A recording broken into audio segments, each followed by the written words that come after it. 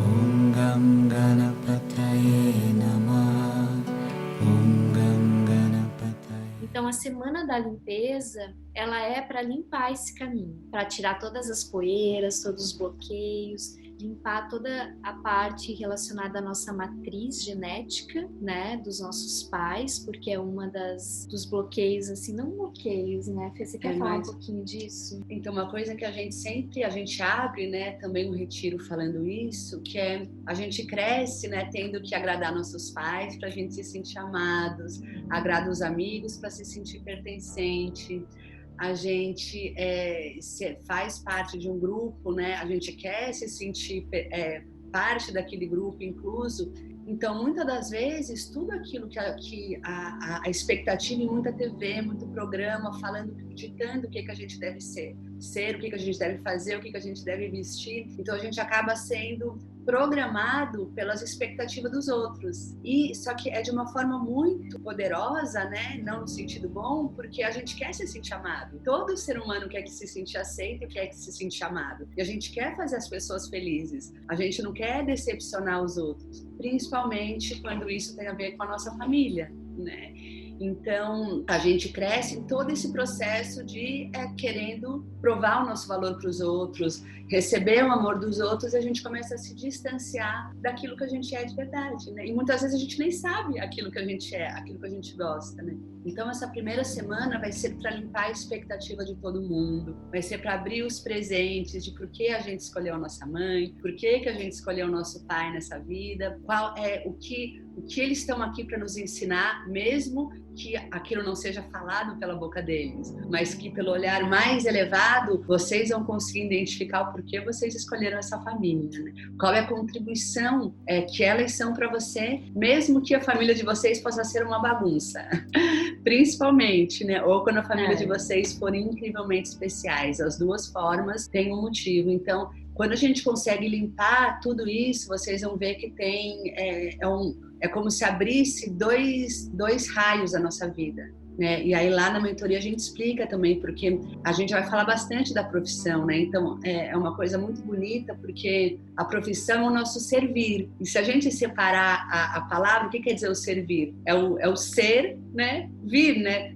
Trazer o nosso ser, vir com todo o nosso ser para essa realidade. E aí a gente percebe que a nossa profissão vai ser uma escolha, não é algo que foi determinado lá pelo nosso eu maior, pelo plano espiritual. Não, você vai fazer isso. Não, o que eu escolho fazer de profissão baseado nos meus talentos, baseado nas minhas habilidades, baseado naquilo que toca o meu coração, né? Então, é muito mais fácil, muito maior do que a gente imaginava até então. Né? Muito mais leve, muito mais leve. Graças a Deus. Hoje já é comprovado cientificamente que para uma pessoa ela ser considerada bem-sucedida na vida, é normal ela trocar de profissão de 4 a 5 vezes, né? E a gente cresce acreditando que a gente vai ter que fazer uma profissão a vida toda. E uma coisa que a gente sempre fala, como que uma pessoa, um adolescente, muitas vezes de 16, 17 anos, vai escolher uma profissão com aquela maturidade que tem lá nos 16,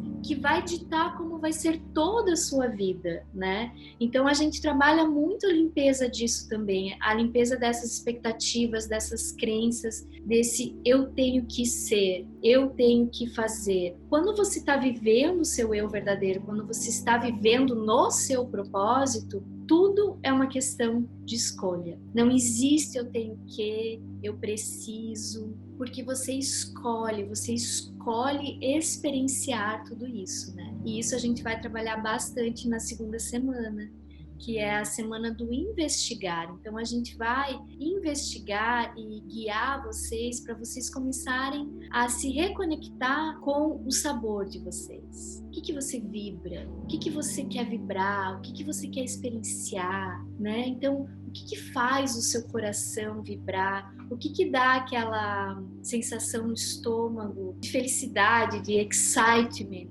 quando você quer fazer alguma coisa, né?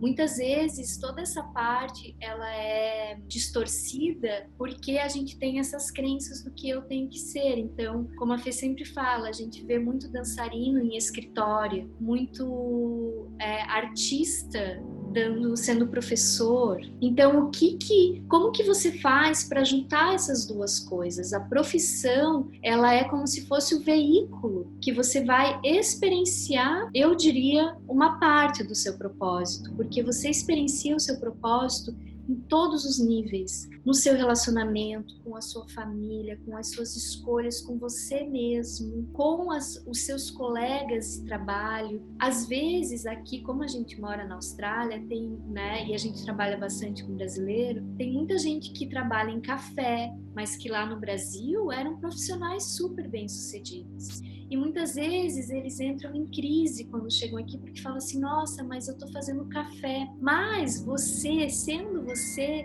pode estar 100% experienciando o seu propósito fazendo café. Com certeza. Tudo depende da maneira como você faz esse café, como você interage com as pessoas, como você interage com você, experienciando aquilo que você está experienciando, né? Quando eu saí do Brasil, eu saí muito nessa energia do experienciar. Então eu já fiz de tudo, assim, já fiz de tudo mesmo, já trabalhei em fazenda, já trabalhei na obra, porque eu estava experienciando tudo. Então para mim nunca foi pesado fazer essas coisas que lá no Brasil eu nunca faria, porque eu vim com a perspectiva do experienciar e foi muito rico para mim. Eu aprendi muita coisa fazendo essas coisas, né? E às vezes eu via pessoas trabalhando comigo que estavam totalmente se sentindo inferiorizadas, se sentindo menor porque estava experienciando aquilo. Então, tudo é uma questão de perspectiva e de você se permitir experienciar aquilo, porque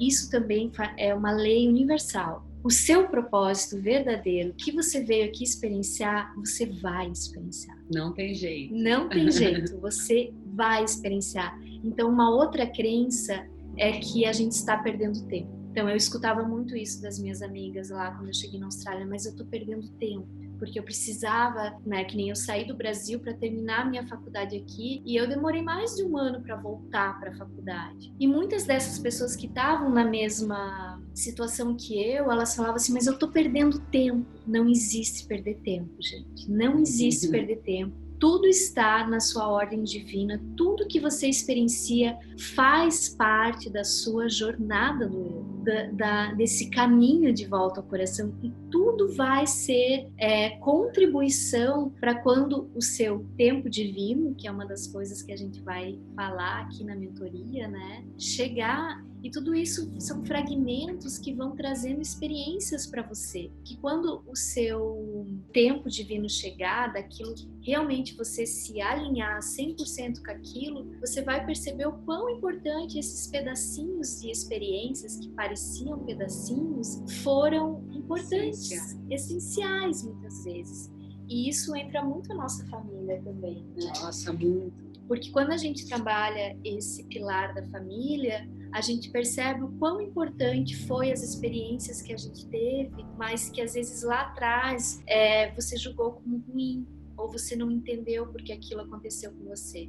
Então, quando a gente fala que a primeira semana ela é muito importante, é porque a gente vai estar abrindo os nossos olhos para tudo isso, né? E se conectando com todo o presente que aquilo foi, né? Transformando tudo isso em ouro, transformando tudo isso em contribuição para a sua jornada. Om Gam Ganapataye Namaha. Om